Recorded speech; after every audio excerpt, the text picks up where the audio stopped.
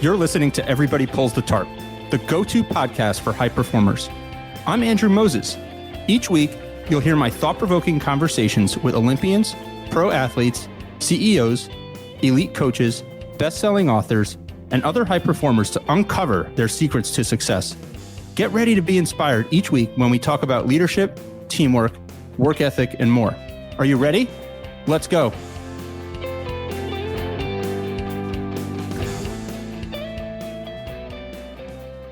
Hi, everyone. This week, my guest is basketball legend and Olympic gold medalist Jennifer Azzi. Jennifer is a champion on and off the basketball court. In 1990, she led Stanford University to a national championship and was named the NCAA Player of the Year. Jennifer won an Olympic gold medal for Team USA at the 1996 Olympics in Atlanta, and in 1999, she was inducted into the Women's Basketball Hall of Fame. Today, Jennifer still holds the WNBA's all-time record for three-point field goal percentage. She has coached at the collegiate level and recently began a new chapter in her career as the Chief Business Development Officer for the WNBA's Las Vegas Aces. Jennifer and I caught up a few weeks ago to talk about all the secrets behind her extraordinary success. In our conversation, we discussed why it's important to keep things simple, how to maintain perspective when situations don't go your way, and so much more. This one is filled with lessons that will help you be the best at whatever you do. So, let's pull the tarp and get straight to basketball legend Jennifer Azzi. When was the first time that you shot a basketball and you said, I'm pretty good at this thing? I don't know if it was me saying I was pretty good. I loved it. I mean, I was introduced to basketball in preschool, and it just was a sport that was really popular. And I remember my mom tells a story of, she came to pick me up one day and I could make a basket on a 10-foot hoop, and she just, had to peel me out of the gym. So it was like love at first sight. I just have always loved the game. So you can make a shot on a 10-foot hoop. What age was that? Did you say? I missed that. Age 4? And I believe it now because my son at the age of 4 just made his first shot on a 10-foot hoop with a regulation size ball. So I know that it's possible. So I think maybe my mom wasn't lying to me. I thought at first I was like, there's no way, as I've seen 4-year-olds, but he did it. So maybe it's true. That's wild. So for you, it really started rooted in passion. Mm-hmm. And how did that translate to like the work ethic that you needed to put in, as a teenager in high school to obviously go and do what you did in college? What was that like? It's interesting because people have asked me, like, what did I sacrifice and, that kind of thing. I think if you're truly doing what you love to do, it doesn't feel like a sacrifice.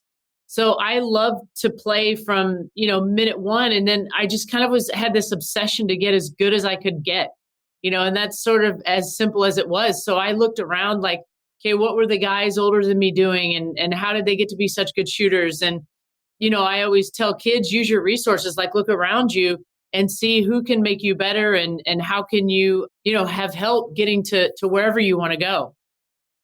How did you go about setting a plan? Like you outlined some really interesting things there. Did you kind of set an ambitious goal? Did you kind of break it down year by year, month by month? This is where I want to be, or what was that like? Yeah, no. It wasn't, that much of a science. I did that more though as a professional. But when I was younger, I just played all the time because I loved it, and I would watch NBA games or, like I said, more guys at that time that were really good and just try to do what they were doing. So I don't think I really had a plan. I just, I did the best I could at practices. I always stayed after practice to shoot extra and try to, learn how to shoot a jump shot when I was in junior high. And I mean, I feel like my left hand was broken. So like I was uncoordinated and had to figure out how to use my left hand also in junior high. And I just spent hours and hours in the gym because that's just where I wanted to be. Did you play any other sports at that age? Mm-hmm. I played soccer, volleyball, ran cross country once. That was enough. And ran track. So and then, we played softball growing up in the summer. So really I was exposed to everything. And then by the time I was a junior in high school, I stopped everything else and just played basketball. You mentioned your son. What is your view now with kids and youth sports, like specialization, play a lot of different things? What's your view on that? play everything. I mean, anything that a kid likes, that they enjoy doing, I would say do it. Like right now, my son is in t-ball. He's in soccer, gymnastics. He loves, like, there's on YouTube some ninja kids. They're always doing these flips and tricks. And, what he does on the monkey bars, I'm like, oh my gosh, like he just loves climbing, and he's just loves going to the skate park. So like, I just want to do what my parents did for me and expose him to a lot of things and see what he ultimately wants to do. I think for kids to find that thing where they just are 100% occupied and it's productive, right? It's not just like video games or something. Like, we'll go to the skate park and he'll be there for a couple hours and I have to pull him away. He loves trying all the things that the older boys are doing, and, it's activity for him. So I don't know, what is going to be his thing, but I like exposing him to different things. Jennifer, let's fast forward to your career at Stanford. I mean, legendary, right? 101-23, the team was over your time there. 2 Pac-10 titles, a national championship in 1990. What enabled those teams to have such a dominating effect at the time? I think just common values and common goals, and we all wanted to win a national championship. I mean, from day one at Stanford, myself, Katie Stedding, Stacey Parsons, like our class, we were Tara's first recruiting class, and we all came there to win. And then, what happens, same thing that's happened at Stanford over the years, or UConn or Tennessee or the schools, Duke on the men's side, players, they start recruiting each other, right? So like when our coaches would bring in good recruits, like we were the best recruiters.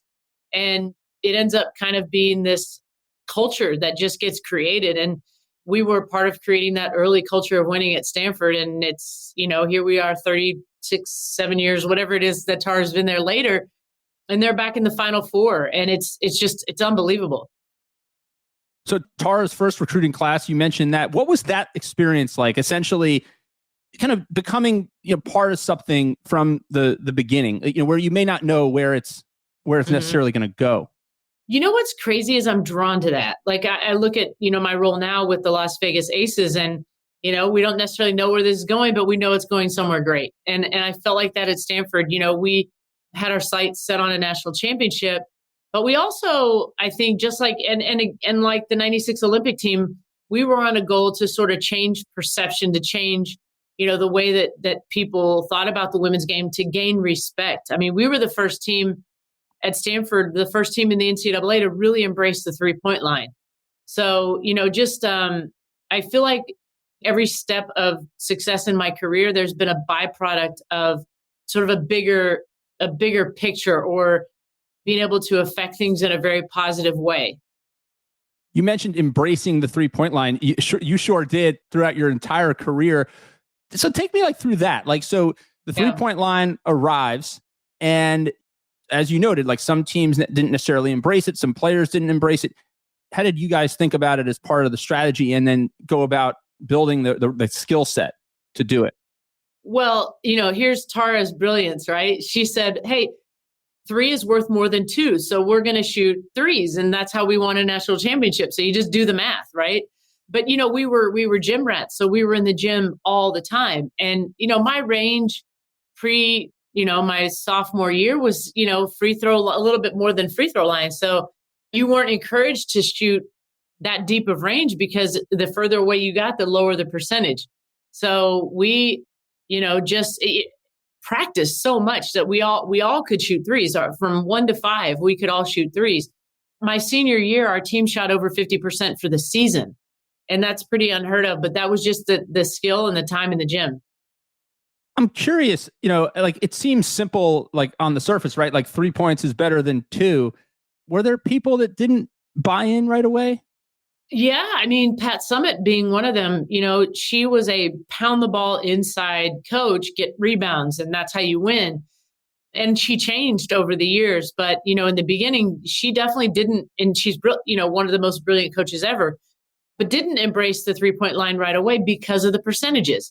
So in order to be a good 3-point shooter, you had to practice a lot. And, we were, again, the first team that really embraced that.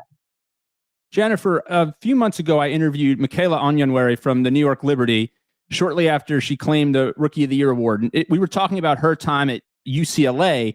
And she said, Andrew, my transition from high school to college ball was a lot harder than my transition from college to the WNBA. She had a great rookie season, obviously won Rookie of the Year, but she really, fixated on how challenging the transition from high school to college was. Did you find it the same way? Oh, yeah. I mean, I remember, even I came out a couple weeks early just to get used to California from Tennessee. And, the players that were there were playing open gym. And so we played open gym for 2.5 hours. And I was like, wow, this pace is definitely faster. And then the players, after we finished, they were like on the sidelines putting on their running shoes. And I was like, oh, where are you guys going? They're like, oh, we're going to do our track workout. And I was like, what? I can't go do a track. And I thought I always prided myself in being in great shape, even as a high school athlete. And so of course I'm not going to, not go. So I go to the track, and I mean, I was dying. I had to sit out one of the runs, and, that's just so like not me, but it just showed me the next level of training. So it's the basketball side, but it's also the physicality. You're in the weight room, you're running, you're training, you're doing, all kinds of things that really most high schools do not do. When did you finally feel settled, comfortable? In college? In college, yeah. I think my sophomore year. I mean, I was a starter as a freshman, but I don't think I felt comfortable really until my sophomore year. So that year, and any Division I coach will tell you a critical time is between freshman and sophomore year. You either are going to move forward and really get better, or you're kind of not. And I embraced the work ethic, and I knew what to do at that point and how I needed to get better. So between freshman and sophomore year, I improved a lot. And that's, again, the time in the gym, 3-point line, et cetera. So yeah, I felt very comfortable my sophomore year. 5th overall pick in the WNBA draft. What's that like coming out? Do you feel pressure? Do you not feel pressure? Talk about that for a second. Well, I think I have to rewind a little bit. So I had already been a professional for 5, 6, 7, 8 years prior to the WNBA. So I played in Europe for 5 years, was on the Olympic team. We trained together for 1.5 years. Then I played in the ABL for 2.5 years. So when I was drafted in the WNBA, it's funny, they called us rookies and we were anything but rookies. So, it definitely wasn't really a highlight at that point because I had already played professionally for so long and really enjoyed my time in the ABL, which is during the traditional basketball season. So 10 of us from the 96 team played in that league prior to joining the WNBA. So I wasn't sure where my career was going to go at that point when I was drafted into the WNBA, but ended up having a great 5 years. Utah was just an outstanding experience for me. I was there for 3 years. And then, kind of what brought me to the Aces here, the same franchise was in Utah. I played there, played a year in San Antonio because the franchise was sold to San Antonio. That franchise is the one that now is in Las Vegas. So, hopefully my best days in the WNBA are yet to come. I think they are. But one of the things I want to hear from you on, Jennifer, is like when I look at some of your professional stats, I mean, like you consistently led your teams in minutes played. Mm-hmm. I mean, it was remarkable. I think every year in the WNBA, you led your team in minutes played. Was that like a workhorse mentality that you had? Was it something that you prided yourself on, or were you just that consistent? I think just that consistent. I was, reliable. I wasn't going to make a lot of mistakes, and I also, my only losing season ever was my last year in San Antonio. And so I think just, kind of having that, I understand the winning side of things after I coach too. So having a player on the court that, kind of knows how to win. And I feel like I was one of those players, like I just knew what to do to try to win. Jennifer, one of the things, obviously we're going through March Madness right now. You see these young athletes on the free throw line and you're standing there with such nerves watching them. I mean, great free throw shooter. I know in 2000, you led the league in free throw shooting percentage at 93%. What were some of the tips there? Because I think, whether it's kicking a field goal in football, taking a free throw, it's something that people think is pretty simple, but like it's probably really complicated. And I'm curious to hear like how you go about something like that. Well, I actually do think it's pretty simple. I think it's like anything else. it's time in the gym. It's reps and reps and reps. And if you put in the work and the reps, you're going to have the confidence when you go to the line. And I always tell kids, if you've put in the time and the reps and you're still, and you miss a free throw, then you look at what might be going on mentally. Are you nervous because someone is in the gym that makes you nervous? So then you break that down. Is it because there's a crowd? Then you break that down. Like, who really cares? At the end of the day, who cares and who is paying attention? It's just, I would look at athletes like Michael Jordan or, players that would say, hey, I blew it. I missed, the game winning whatever, or, and you just get rid of the fear side of it and just put the work in. It's not hard. It's just, there aren't many people that are willing to do it. How do you get rid of the fear side of anything? I think the fear side is you think worst case scenario. If I go to the line and I miss this free throw, am I going to die? No. Or is everyone going to hate me? No. If I'm doing my best, that's all I can do. You just can't overthink it or make yourself that important, really. It's just have fun, enjoy it. If you're having fun and enjoying it, the mistakes don't matter as much, and that doesn't mean you don't take it seriously, because I took everything seriously. And I love the Warriors. I'm close with Steve Kerr, and the philosophy there. I mean, the 4 values are, compassion, mindfulness, joy. And the last is competition, so the way that they attack things is through joy, and it's through mindfulness. And, and I think when you go that route, you don't have anything to lose. You have everything to gain. What about when things aren't going well? How do you, what was your approach to kind of getting them righted? Did you put more reps? Did you take time away? How did you reconcile that? Always more reps, because then that would alleviate the mental side of it. So if I had a bad game, I would go in the gym and work on, whatever it was, or, maybe watch some film, or, and then there are times you do, you said it, but there are times you do have to just let something go. I remember a couple of games I played in Europe and it was just god awful. And I was like, I just can't worry about it. I've just got to move on to the next game. Sometimes you do just have to move on. Let's talk about your transition into coaching. So head coach at the University of San Francisco from 2010 to 2016. I read that you kept a notebook, earlier in your life about things you liked about certain coaches that you had. Is that true? Yeah, liked and disliked, and I don't mean personally, but, things that I thought worked and didn't work. And, a lot of my, not so much maybe philosophy per se, but structure and the way I did things was from what I learned from the best coaches I had, and Tara being, the number one, and how she structured a practice, that things were on the clock, everything was organized. So I was fortunate that I had really good coaches. My high school coach was great. Junior high coach was great. So overseas, I had some fantastic coaches. So I had a lot of good coaches to learn from. And it was interesting when I took the job, it was before Steve took the job with the Warriors and before you saw so many former players coaching. And the knock was, if you're a great player, then doesn't mean you're going to be a great coach. But I disagree.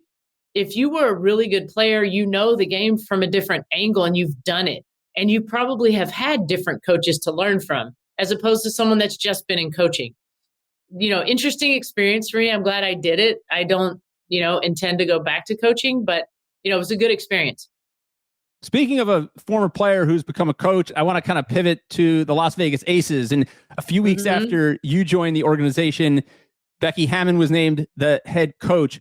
Let's talk about that a little bit. What are you most excited about in terms of Becky being the leader on the court for the Las Vegas Aces? Her record speaks for itself. I look at her first, as a player, she was undrafted in the WNBA and then became a 6-time All-Star. So that tells me a lot about her work ethic and her drive and, her ability to grow and learn. And I think she's the same way as a coach. And I think her experience in the NBA has been really good because I think there's a lot that you learn there. I'm thrilled to see her with our team. I think we have one of the best teams in the WNBA. And I think that she will be able to work with this team and motivate them in a different way, maybe than, some of the other coaches potentially. I think we've got fantastic coaches in the league. I thought Bill VanDerveer did a wonderful job in his career with the WNBA and with the Aces.